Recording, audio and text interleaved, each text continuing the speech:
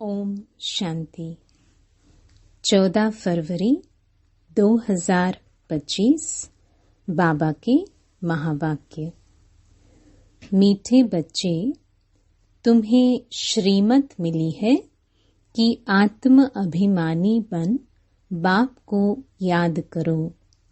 किसी भी बात में तुम्हें आर्ग्यू नहीं करना है। प्रश्न: बुद्धि योग स्वच्छ बन बाप से लग सके, उसकी युक्ति कौन सी रची हुई है? उत्तर: 7 दिन की भट्टी।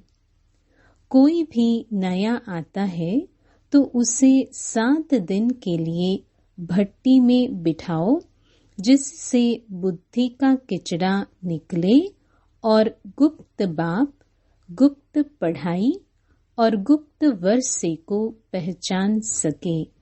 अगर ऐसे ही बैठ गए तो मूंझ जाएंगे, समझेंगे कुछ नहीं। गीत जाग सजनिया जाग। ओम शांति। बच्चों को ज्ञानी तो आत्मा बनाने के लिए ऐसे ऐसे जो गीत हैं वह सुनाकर फिर उसका अर्थ करना चाहिए, तो वाणी खुलेगी। मालूम पड़ेगा कि कहाँ तक सृष्टि के आदि मध्य अंत का ज्ञान बुद्धि में है।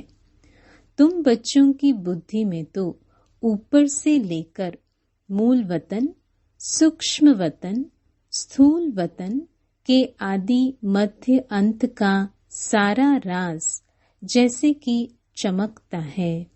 बाप के पास भी यह ज्ञान है जो तुमको सुनाते हैं। यह है बिल्कुल नया ज्ञान। भल शास्त्र आदि में नाम है, परंतु वह नाम लेने से अटक पड़ेंगे, डिबेट करने लग पड़ेंगे।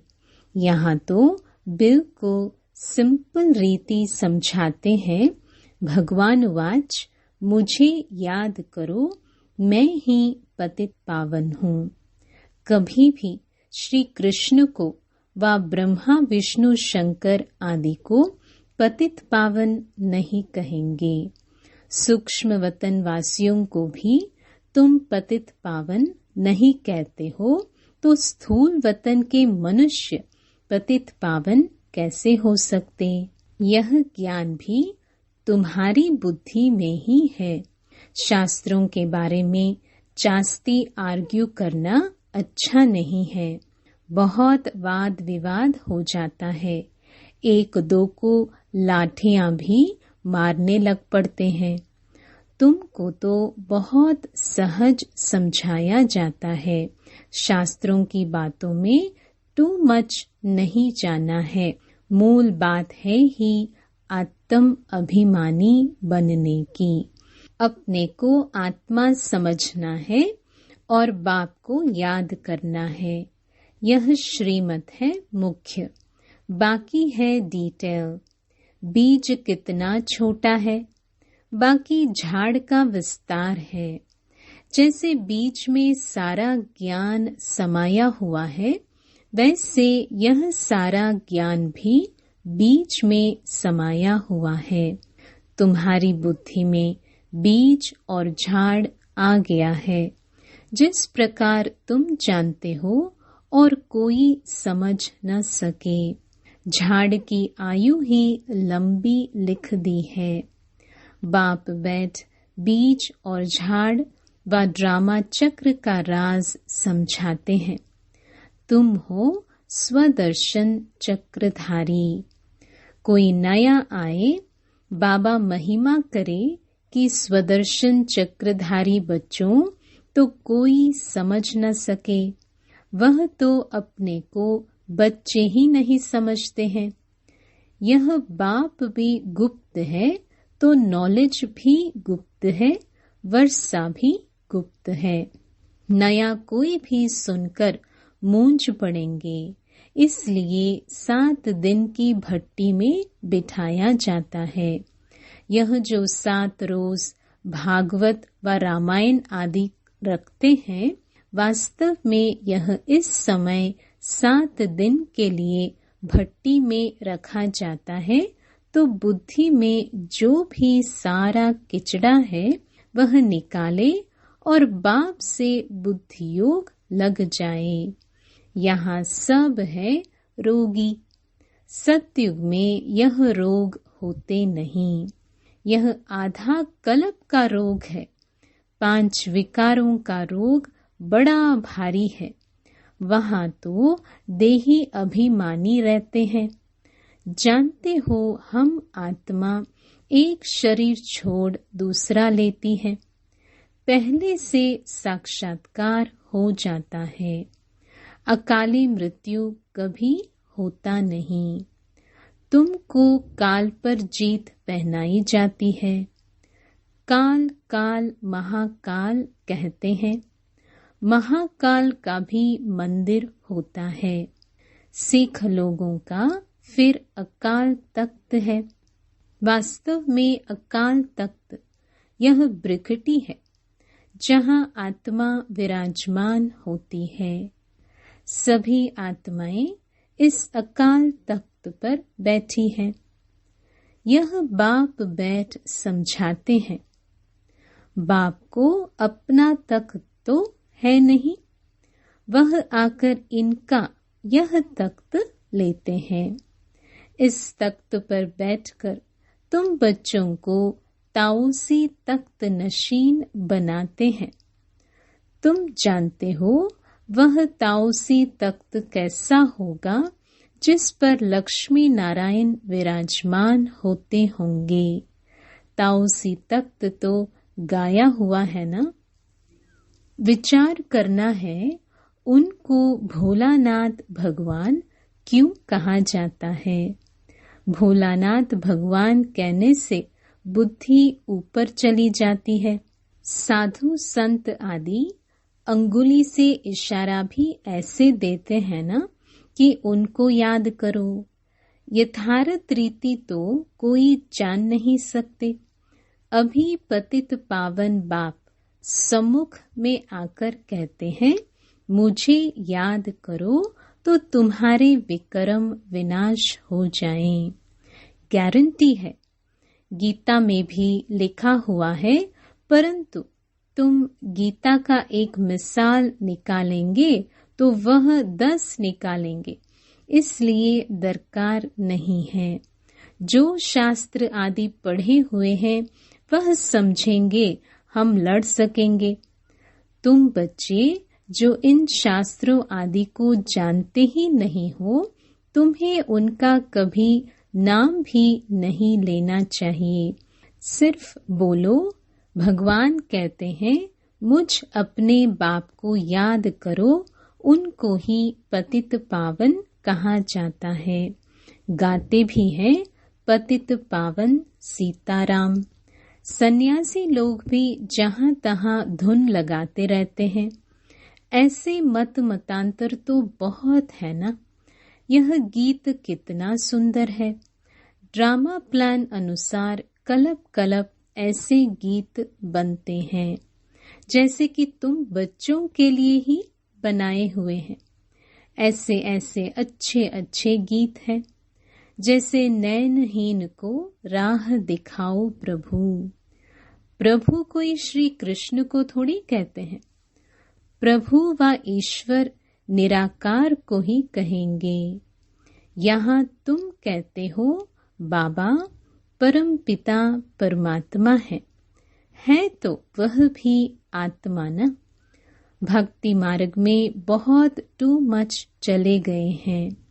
यहाँ तो बिल्कुल सिंपल बात है, अलफ और बे। अलफ अल्लाह, बे बादशाही, इतनी तो सिंपल बात है। बाप को याद करो तो तुम स्वर्ग के मालिक बनेंगे। बरोबर यह लक्ष्मी नारायण स्वर्ग के मालिक संपूर्ण निर्विकारी थे, तो बाप को याद करने से ही तुम ऐसा संपूर्ण बनेंगे। जितना जो याद करते हैं और सर्विस करते हैं, उतना वह ऊंच पद पाते हैं। वह समझ में भी आता है। स्कूल में स्टूडेंट्स समझते नहीं हैं क्या कि हम कम पढ़ते हैं। जो पूरा अटेंशन नहीं देते हैं तो पिछाड़ी में बैठे रहते हैं तो जरूर फेल हो जाएंगे। अपने आप को रिफ्रेश करने के लिए ज्ञान के जो अच्छे अच्छे गीत बने हुए हैं उन्हें सुनना चाहिए। ऐसे ऐसे गीत अपने घर में रखने चाहिए। किसको इस पर समझा भी सकेंगे कैसे माया का फिर से परछाया पड़ता है। शास्त्रों में तो यह बातें हैं नहीं कि कल्प की आयु 5000 वर्ष है। ब्रह्मा का दिन और ब्रह्मा की रात आधा आधा है। यह गीत भी कोई ने तो बनवाए हैं। बाप बुद्धिवानों की बुद्धि है तो कोई की बुद्धि में आया है जो बैठ बनाया है। इन गीतों आदि पर भी तुम्हारे पास कितने ध्यान में जाते थे। एक दिन आएगा जो इस ज्ञान के गीत गाने वाले भी तुम्हारे पास आएंगे। बाप की महिमा में ऐसा गीत गाएंगे जो घायल कर देंगे। ऐसे ऐसे आएंगे। ट्यून पर भी मदार रहता है ना। गायन विद्या का भी बहुत नाम है। अभी तो ऐसा कोई है नहीं। सिर्फ एक गीत बनाया था, कितना मीठा कितना प्यारा। बाप बहुत ही मीठा बहुत ही प्यारा है, तब तो सब उनको याद करते हैं। ऐसे नहीं कि देवताएं उनको याद करते हैं। चित्रों में राम के आगे भी शिव दिखाया है। राम पूजा कर रहा है। यह है रॉन्ग। देवताएं थोड़ी किसको याद करते हैं। याद मनुष्य करते हैं। तुम भी अभी मनुष्य हो, फिर देवता बनेंगे। देवता और मनुष्य में रात दिन का फर्क है। वही देवताएं फिर मनुष्य बनते हैं। कैसे चक्र फिरता रहता है किसको भी पता नहीं है। तुमको अभी पता पड़ा है कि हम सच सच देवता बनते हैं। अभी हम ब्राह्मण हैं, नई दुनिया में देवता कहलाएंगे। अभी तुम वंडर खाते हो। यह ब्रह्मा खुद ही जो इस जन्म में पहले पुजारी था, श्री नारायण की महिमा गाते थे। नारायण से बड़ा प्रेम था। अब वंडर लगता है हम सो बन रहे हैं। तो कितना खुशी का पारा चढ़ना चाहिए। तुम हो अननोन वॉरियर्स, नॉन वायलेंस। सचमुच तुम डबल अहिंसक हो। ना काम कटारी ना वह लड़ाई। काम अलग है, क्रोध अलग चीज है। तो तुम हो डबल अहिंसक। नॉन वायलेंस सेना। सेना अक्षर से उन्होंने फिर सेनाएं खड़ी कर दी है। महाभारत लड़ाई में मेल्स के नाम दिखाए हैं, फीमेल्स नहीं है। वास्तव में तुम हो शिव शक्तियां। मेजॉरिटी तुम्हारी होने कारण शिव शक्ति सेना कहा जाता है। यह बातें बाप ही बैठ समझाते हैं। अभी तुम बच्चे नव युग को याद करते हो। दुनिया में कोई को भी नव युग का मालूम नहीं है। वह तो समझते हैं नव युग 40,000 वर्ष बाद आएगा। सतयुग नवयुग है, यह तो बड़ा क्लियर है। तो बाबा राय देते हैं ऐसे ऐसे अच्छे गीत भी सुनकर रिफ्रेश होंगे और किसको समझाएंगे भी। यह सब युक्तियां हैं। इनका अर्थ भी सिर्फ तुम ही समझ सकते हो। बहुत अच्छे अच्छे गीत हैं अपने को रिफ्रेश करने के लिए। यह गीत बहुत मदद करते हैं।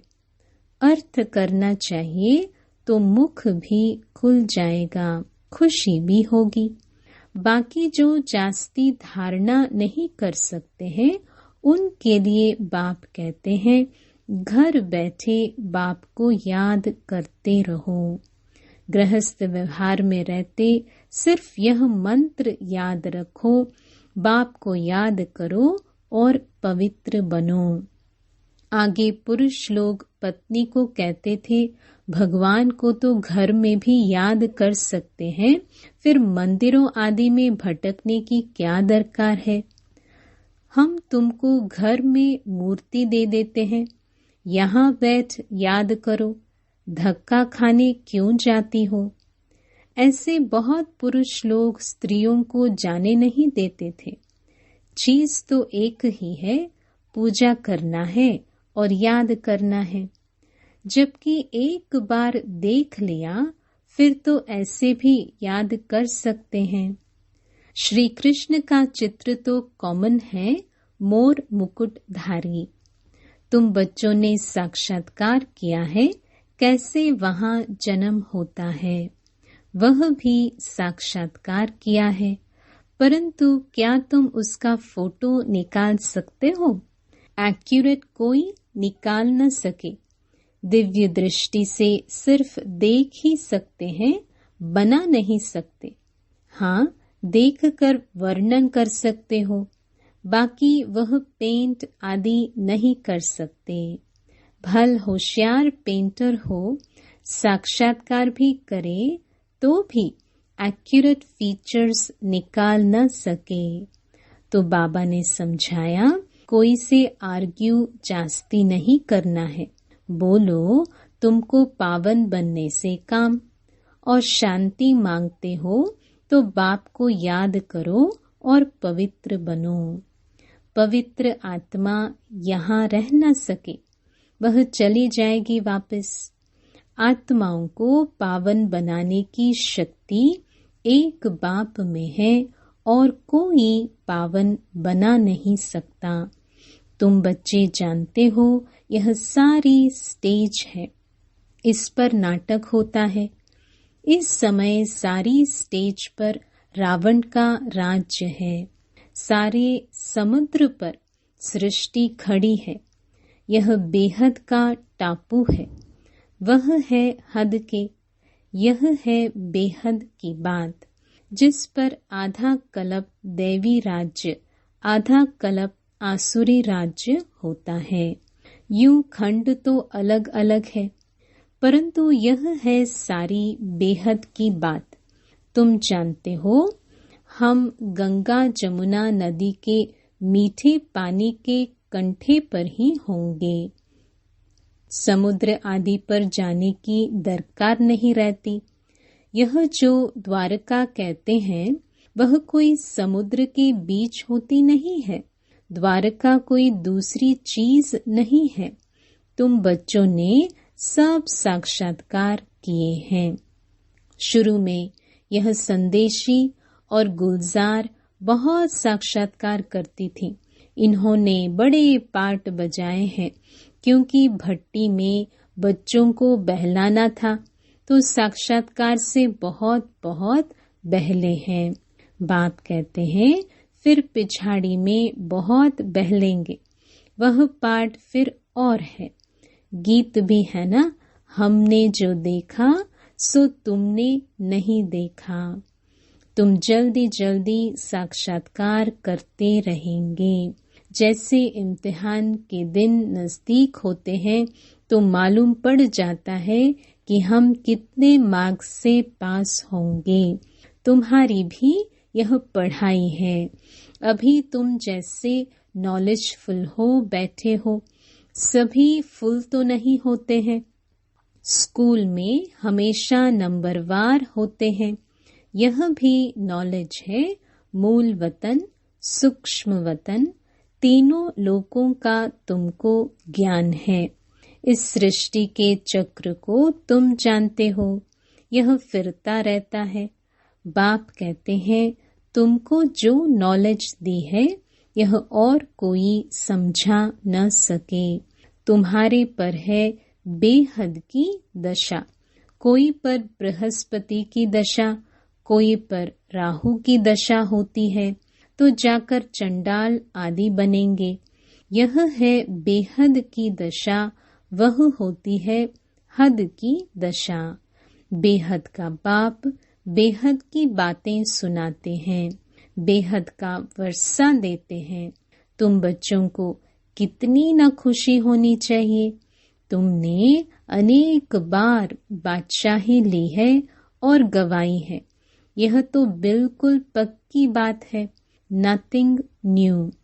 तब तुम सदैव हर्षित रह सकेंगे। नहीं तो माया घुटका खिलाती है तो तुम सभी आशिक हो एक माशुक के। सब आशिक उस एक माशुक को ही याद करते हैं। वह आकर सभी को सुख देते हैं। आधा कल्प उनको याद किया है, अब वह मिला है तो कितनी खुशी होनी चाहिए। अच्छा, मीठे मीठे सिक्के लधे बच्चों प्रति माता पिता बाप दादा का याद प्यार और गुड मॉर्निंग। रूहानी बाप की रूहानी बच्चों को नमस्ते। धारणा के लिए मुख्य सार। पहला, सदैव हर्षित रहने के लिए नथिंग न्यू का पाठ पक्का करना है। बेहद का बाप हमें बेहद की बादशाही दे रहे हैं, इस खुशी में रहना है। दूसरा, ज्ञान के अच्छे अच्छे गीत सुनकर स्वयं को रिफ्रेश करना है। उनका अर्थ निकालकर दूसरों को सुनाना है। वरदान, माया के संबंधों को डिवोर्स दे। बाप के संबंध से सौदा करने वाले माया जीत मोह जीत भव। अब स्मृति से पुराना सौदा कैंसिल कर सिंगल बनो। आपस में एक दो के सहयोगी भल रहो, लेकिन कंपेनियन नहीं। कंपेनियन एक को बनाओ तो माया के संबंधों से डिवोर्स हो जाएगा। माया जीत मोह जीत विजयी रहेंगे। अगर जरा भी किसी में मोह होगा तो तीव्र पुरुषार्थी के बजाय पुरुषार्थी बन जाएंगे। इसलिए क्या भी हो, कुछ भी हो, खुशी में नाचते रहो। मिरवा मौत मलू का शिकार, इसको कहते हैं नष्टो मोहा। ऐसा नष्टो मोहा रहने वाले ही विजय माला के दाने बनते हैं। स्लोगन, सत्यता की विशेषता से डायमंड की चमक को बढ़ाओ। अव्यक्त इशारे, एकांत प्रिय बनो, एकता और एकाग्रता को अपनाओ। बाप दादा चाहते हैं कि हर एक बच्चा एक रस श्रेष्ठ स्थिति के आसनधारी, एकांतवासी, अशरीरी, एकता स्थापक, एक नामी, इकोनॉमी का अवतार बने। एक दो के विचारों को समझ सम्मान दे, एक दो को इशारा दे, लेन देन कर आपस में संगठन की शक्ति का स्वरूप प्रत्यक्ष करें, क्योंकि आपके संगठन के एकता की शक्ति सारे ब्राह्मण परिवार को संगठन में लाने के निमित्त बनेगी। ओम शांति।